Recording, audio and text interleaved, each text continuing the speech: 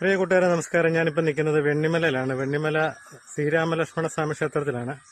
അപ്പോൾ അച്ഛൻ മരിച്ചിട്ട് 3 വർഷം തികയാണ്. അതിൻ്റെ പൂജകളൊക്കെ നടത്താൻ വേണ്ടി വന്നതാണ്. അപ്പം നമ്മൾ ഈ കർക്കിടകവാവൊക്കെയാണ് വരുന്നത്. പിതൃക്കൾക്ക് വേണ്ടിയുള്ള നമുക്ക് ചെയ്യാൻ പറ്റുന്ന ഏറ്റവും കുറച്ച് നല്ല കാര്യങ്ങളും നല്ല പൂജകളും എല്ലാം ചെയ്യാൻ പറ്റുന്ന ഒരു സ്ഥലമാണ് വെണ്ണിമല ക്ഷേത്രം. അപ്പോൾ നമ്മുടെ തൊട്ടടുത്ത് തന്നെയാണ്, പുതുപ്പള്ളിക്ക് തൊട്ടടുത്ത് തന്നെ സ്ഥിതി ചെയ്യുന്ന നൂറ്റാണ്ടുകൾ പഴക്കമുള്ള ഒരു ക്ഷേത്രമാണ്. അപ്പോൾ നിങ്ങൾ എല്ലാവരും കർക്കിടകവാവിന് ഇവിടെ വന്ന് ഈ കാര്യങ്ങളെല്ലാം ചെയ്യുക. ദക്ഷിണ അയോധ്യ എന്നറിയപ്പെടുന്ന വെണ്ണിമല ശ്രീരാമ ലക്ഷ്മണ സ്വാമി ക്ഷേത്രം പ്രതികർമ്മങ്ങൾക്ക് എനിക്ക് തോന്നുന്ന ഏറ്റവും അനുയോജ്യമായ ഒരു ക്ഷേത്രം വെണ്ണിമല തന്നെയാണ്. കാരണം എല്ലാ സൗകര്യങ്ങളും അതിനുവേണ്ടി ക്ഷേത്രത്തിൽ ഒരുക്കിയിട്ടുണ്ട്. അതുപോലെ നൂറ്റാണ്ടുകൾ പഴക്കമുള്ള അതിപുരാതന ക്ഷേത്രം തന്നെയാണ് വെണ്ണിമല. നമുക്കിവിടെ വന്നു കഴിഞ്ഞാൽ നമുക്ക് അതിശയം തോന്നും ഇത്ര ക്ഷേത്രത്തിൻ്റെ നിർമ്മിതികളും. അതുപോലെ ഇവിടെ കപില മഹർഷി തപസ് ചെയ്ത ഗുഹ, അങ്ങനെ നിരവധി വെണ്ണിമലയെപ്പറ്റി പറയുകയാണെന്നുണ്ടെങ്കിൽ നിരവധി കഥകളുണ്ട്. അതൊന്നും ഒരുപാടുണ്ട്, പറഞ്ഞാൽ തീരത്തില്ല. രാജാക്കന്മാരുടെ കാലത്തുണ്ടായിരുന്ന കൊട്ടാരങ്ങളും അങ്ങനെയുള്ള എല്ലാം വെണ്ണിമലയിൽ ഉണ്ടായിരുന്നതാണ്.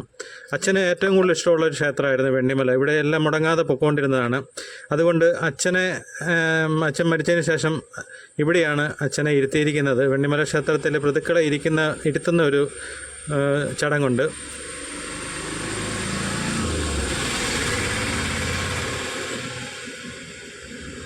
സമുദ്രനിരപ്പിൽ നിന്ന് 1500 അടി ഉയരത്തിൽ സ്ഥിതി ചെയ്യുന്നതാണ് ഈ ക്ഷേത്രം.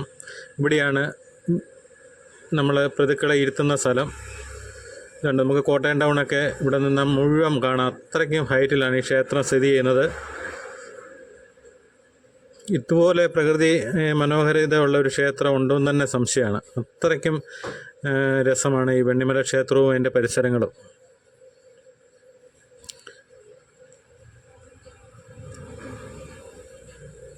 ഇവിടുത്തെ കർക്കിടകവാവാണ് ഏറ്റവും പ്രാധാന്യം. ലക്ഷക്കണക്കിന് ആൾക്കാരാണ് ഇവിടെ ബലിതർപ്പണങ്ങൾക്ക് വരുന്നത്. അതിനുവേണ്ട എല്ലാ സൗകര്യങ്ങളും ക്ഷേത്രത്തിലുണ്ടെന്നുള്ളതാണ്. അതുപോലെ ഇവിടുത്തെ തീർത്ഥക്കുളം, ക്ഷേത്രത്തിൻ്റെ തൊട്ട് സമീപത്തായിട്ടുള്ള തീർത്ഥക്കുളം, അത് ഒരു കാലത്തും പറ്റാത്ത നീരുറവയുള്ള തീർത്ഥക്കുളം, അതിമനോഹരമായ തന്നെ ഇവിടെയാണ് ബലിതർപ്പണ ചടങ്ങുകളെല്ലാം നടക്കുന്നത്. വളരെ മനോഹരമായ തന്നെയാണ് ഇതിൻ്റെ നിർമ്മാണങ്ങളെല്ലാം ചെയ്തിരിക്കുന്നത്. എത്ര വേനൽക്കാലത്ത് പോലും ഇവിടെ നീരുറവയുണ്ടെന്നുള്ളതാണ് ഇതിന് പ്രാധാന്യം.